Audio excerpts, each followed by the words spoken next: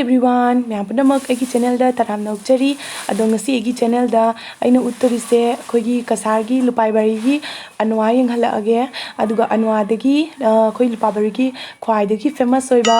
lupamanbi hariba nga da ai charaga papana pharaga charaga ai mayam da utlage ado mayam su hengminarasi ko age mama papa tele papa thada drobo indo aya isi jaga je ningdhangi e mi mayam lo phana ri se aya thonga su le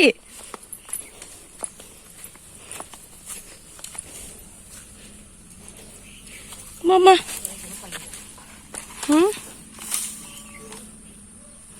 wow खूब फजमा मथक चो ऐसे लाए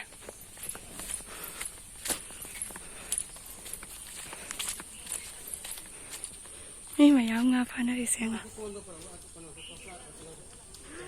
मुझे phi से जंग दा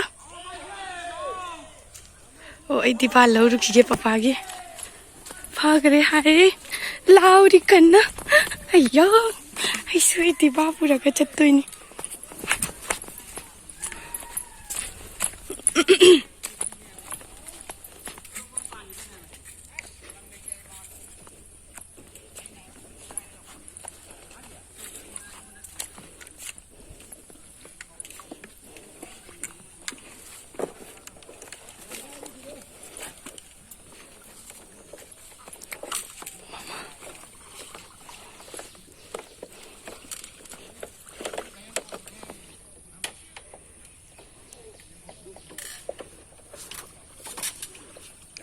phô phana ri se jong mayam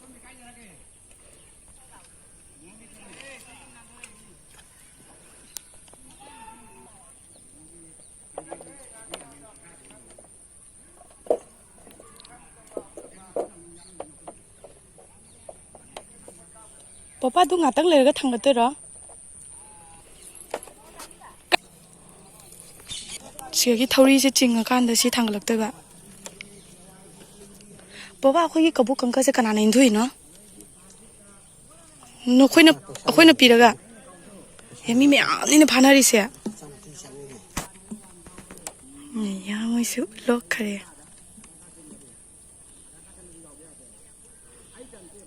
kaira ha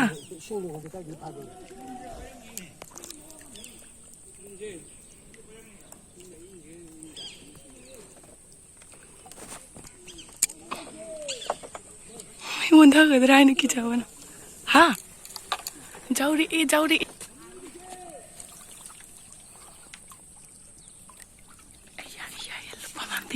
lupa mambi cháu đi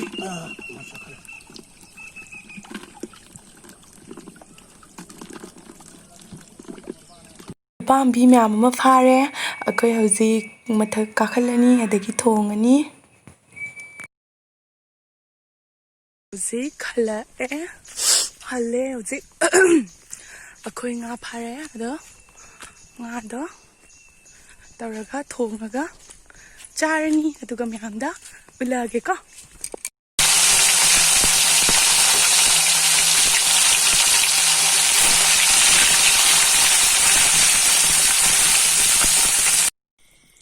sida leire bori thongbao haujigai lupa ambi thongdore ado ngasi lupa ambi thongdose lerang doina thonge lerang da thongadi hawgi ma hawdo heli haini thaina da lerang da thonga mahaw ma heli haini donai lerang da ngasi di thonga doini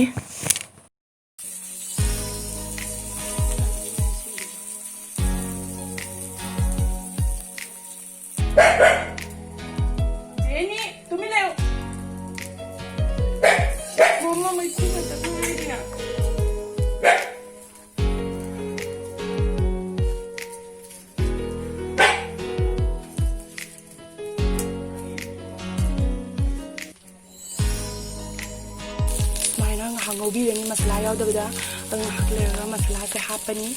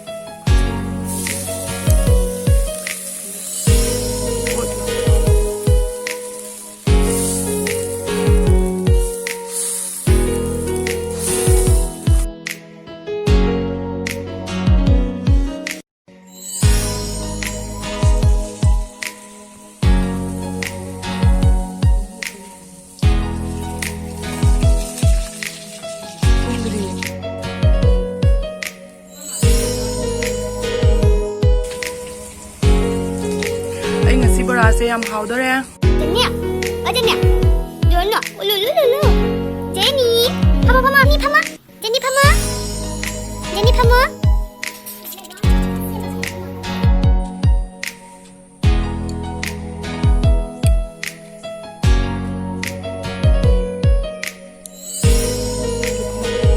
Body thonga, hawai thonga khoi meite gi hinsang oina tawre. Ado ai chara ge myam. Hello everyone, मैं पुनः अगी channel दा तराम नौकचरी अदा अगी मखोन जो change हो रहे मखोन change हो बगी मरम देखो ऐसे नहान मोमो चैलेंज तब हुए दगी आई चाबा है ना दे दो आई चार हुए दगी कहना तो रे नाना ले रहे दो ना तो इनी अदो वीडियो सीडी नमदबा यादे हाइदना मिसा ngamdaba taragasa video se upload tawjarapani ado kyam haidi ko ai nahan hai chabadai masa yam kana ngamudre ado ai video se hapdaba yade haidana myam gi damak ta khallaga ai video se thanga jarak toini ado myam na nushibiduna gi video se like tabiyo adagi like tabiyo ai myam gi damak ta tawjai se myam ado ai na ngasi chado se kainoni hawai thongba si hawai thongba ma leire adagi seda leire bori thongba adai seda leire lupa manbi ko lupa manbi se ubra ka uiro dai khangre ada lupa manbi se agi chak se matum tajab ne ba ko aina mamang da thangat ba videos mai ne matum tajab ne do jali ni hai na ja de ai no loi thukai bi ram seda leire bora se kaino na ho bane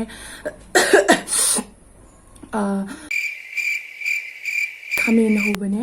buna hai tare ko adune de sedalere lupa mambi ngari se akhina sembani ade sedalere lupa mambi baja se udre ka baja ada e chaba roya ado ngasi gi video se special oina lupa mambi gi kenone lupa mambi na tana tawone ado akhigi lupa bari dadi lupa mambi se am famous oy lupa mambi se am famous oy dana lupa mambi oina tawra abada ai chaba horage hana dulaga wase ngange ko ada ai borase am hawda male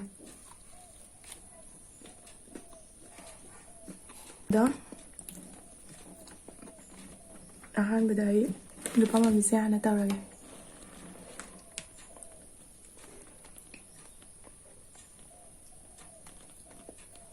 lupa ambi na tangai ada ai chaba se ithanda chai dana nungdi nungaite ai chana pm yaram bada dana hana di nungairam me video number se ada hojikti ithanda charabani na nungdi nungaite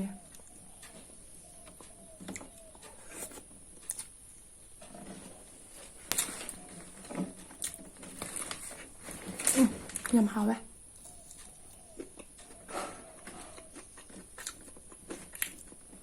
ai sinju yaw ke to ba अरे सिंजू से ngarang ta su chagre ba dai de ko na mathang da mu yahal again yahal atre chap chap ba je da pe la ma'am ना question ma'am ma ngai comment ta yen chao se yang hai e de yen chao gi maram se wa khra hai ya ꯆꯥꯅꯀꯣ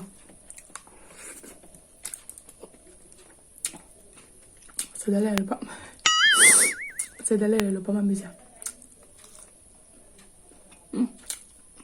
ꯌꯥꯝ ꯍꯥꯎꯋꯦ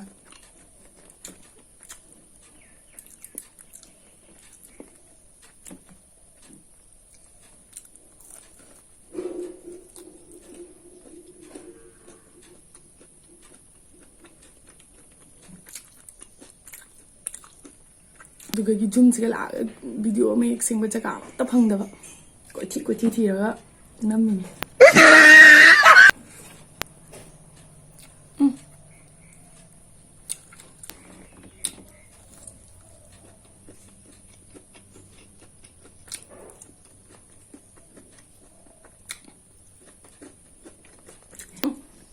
ꯑꯩꯁꯨ ꯆꯥꯕ ꯀꯥꯎꯍꯧꯔꯦ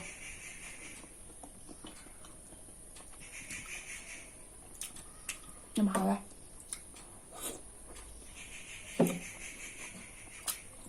ꯖꯦꯟꯕꯤꯌꯝ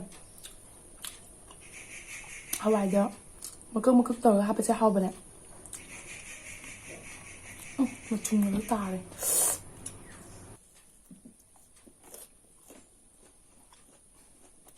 ꯅꯣꯏ ꯀꯅꯥꯒꯤ ꯖꯦꯟ ꯃꯐꯩꯅ ꯍꯦꯟꯗꯣꯏꯅꯣ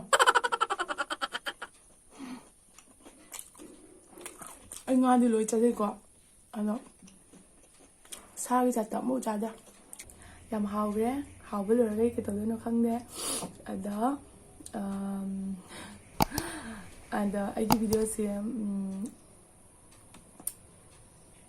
ꯑꯩꯒꯤ ꯚꯤꯗꯤꯑꯣꯁꯦ ꯁ꯭ꯋꯥꯏꯁꯤꯗ ꯂꯣꯏꯁꯤꯟꯖꯔꯤ ꯃꯌꯥꯝ ꯕꯥꯏ ꯕꯥꯏ